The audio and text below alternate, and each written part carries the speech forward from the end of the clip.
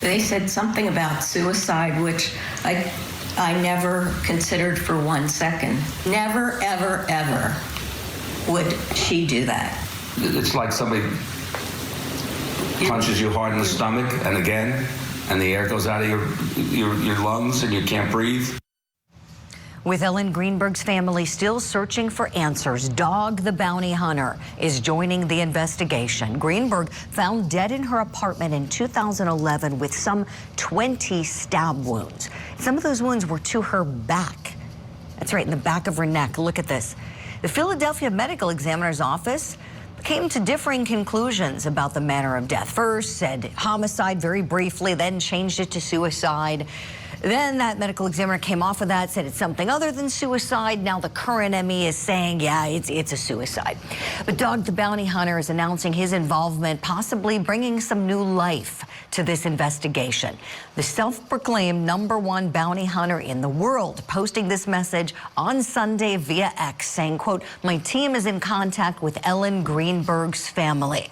So we're asking, will Dog get the job done? How is he going to impact this case? Let's talk about it. Let's bring in our law enforcement expert guest, Manuel Gomez, private investigator with Black Ops Private Investigators, retired military and retired NYPD, and retired homicide detective, now the chief of police, Chris Anderson. Good morning to you both.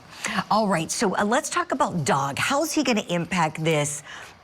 What do you think may happen with him injecting some new spirits, shall we say, into this fight that's gone on for quite some time? Manuel, will you start us off, please?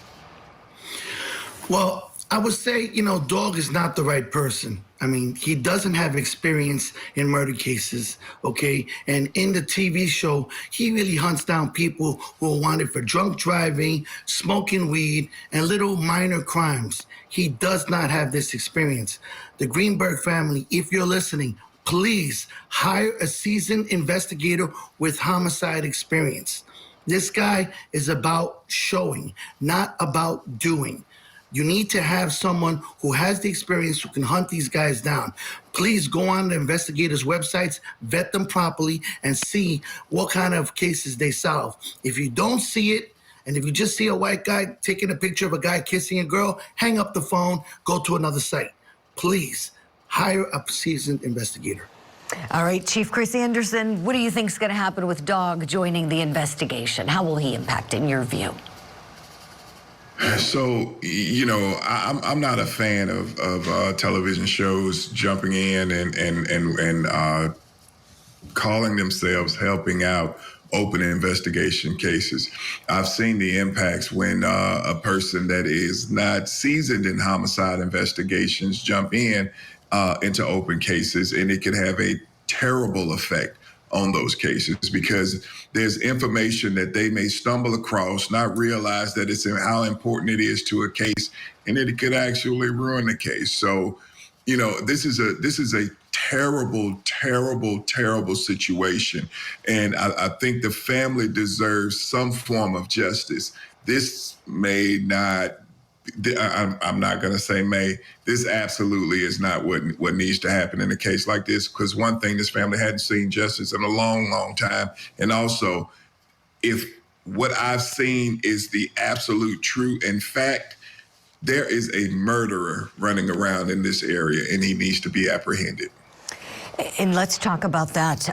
Great segue, Chief. Thank you. So, looking at the most recent findings from the Philadelphia Medical Examiner's Office on Ellen Greenberg's death, they recently issued a 32-page report, so a different ME than who did the initial autopsy. This ME, Dr. Lindsay Simon, concludes that the manner of death is classified as suicide. She says at the time of her death, Ellen Greenberg was suffering from anxiety over her work as a school teacher. She had an increase in energy to act on her anxious thoughts. Simon goes on to say in that same report, the pattern of wounds was admittedly unusual. Simon added that the fact remains that Ellen would be capable of inflicting these injuries herself. Wounds were consistent with hesitation wounds, tentative, self-inflicted injuries that can precede a fatal wound. All right, so it's been more than 14 years Philadelphia County isn't changing its position on this one, but I have a feeling the Greenbergs are going to try to appeal to anyone and everyone they can to try to get this case reopened and the situation re-examined. So I want to ask you two, very seasoned pros you both are, what other investigatory steps need to be taken now? Manuel. Well, first of all, the entire investigation in the beginning was sabotaged because of the examiner stating that this was a suicide. So the detectives more or less stopped the investigation. So now we got to go back to the beginning. Second of all, I just want you to note, the medical examiner's office was sued. They settled out of court with the Greenberg family, okay? This is still not labeled a homicide. It needs to be labeled a homicide because then the statute of limitations never ends. So we, detectives and seasoned investigators can turn around and find the evidence needed to do this case, no matter how long it takes. And we need to go back to the very beginning of the original suspects. All of that was dropped. It has not been done because of the medical examiner's office. And that's what I would go, is start back from the beginning and then retrace all the steps that weren't completed and complete them. Oh, and bingo was his name. Oh, Manuel, you just raised such a good point. So when there's a determination of suicide, case closed. No investigators are looking at it, right? Chief Anderson knows it's not coming to your desk, Chief, is it? No, it's not going to the prosecutor's office. Nobody is getting any case file. It's the buck stops there. But even if the designation was undetermined, even if they are still unwilling to say this was a homicide, even if they said undetermined, Chief, you're nodding. I know you know what comes next. It's off to the races for you and your people, right? Right.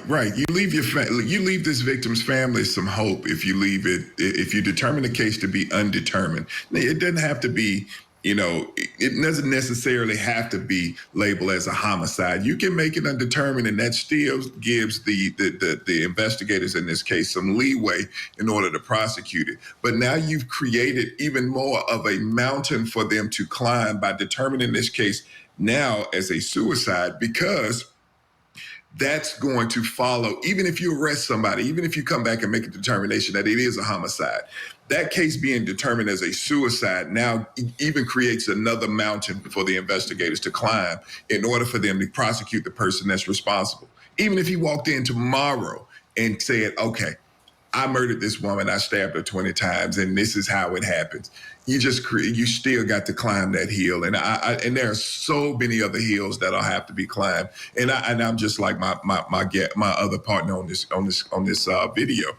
I feel as though you have to go all the way back. You can't start a homicide investigation halfway through. You have to start at the very beginning, from the crime scene, exhuming the body, going back and talking to some of the initial witnesses, talking to some of the doctors, talking to everybody that was involved in this case, including her husband, about how this may have happened. So yeah, there's no jumping in the middle and saying, okay, we'll start here. No, you have to go completely from the very beginning of this case. You have to start it entirely back over. Yes. Chief, who would you send your detectives to talk to first? Who would be the first person you would want to interview if you could go back in time? The family. Mm-hmm. The family, without question. I'd start off with the family. Really? Start off with the family, then you go to the house, the actual murder scene. And then from there, wherever the investigation leads you is where you go. And by family, do you mean her parents? Is that who you would talk to first? Her mom and dad? Interesting. Absolutely. Really interesting, Absolutely. Chief. Okay. Without question. This is great. Manuel, I see you nodding. Is that where you would start as well? Absolutely. And not only that, but then I would start off with the boyfriend as well. Try to go back, see the phone records, where she was, retrack her digital history. We have to go back to that beginning. Remember, like my partner just said, it is a situation that is horrendous because it was stopped midway. And now we have to go back to the beginning. So yeah, I would go back to that boyfriend because he's a key suspect, in my opinion, in this case. And, you said something about her digital history, Manuel, that got me thinking. When you said you would retrace it, you and Chief know that the uncle of the boyfriend, or the fiance's uncle, came in early on and took all the devices from the apartment. interrupted the chain of custody. So her search history potentially could be tainted, could be jeopardized. Who knows what he did? Why is he going in there? We're going to do another segment on that. Boy, how would I love for both of you to interview him, that uncle, the fiance, all these people. Line them up for Chief Anderson and Manuel Gomez. We'll get the job done here. Boy, gentlemen, thank you so much. You always teach us so much. And thank you both for your wonderful service.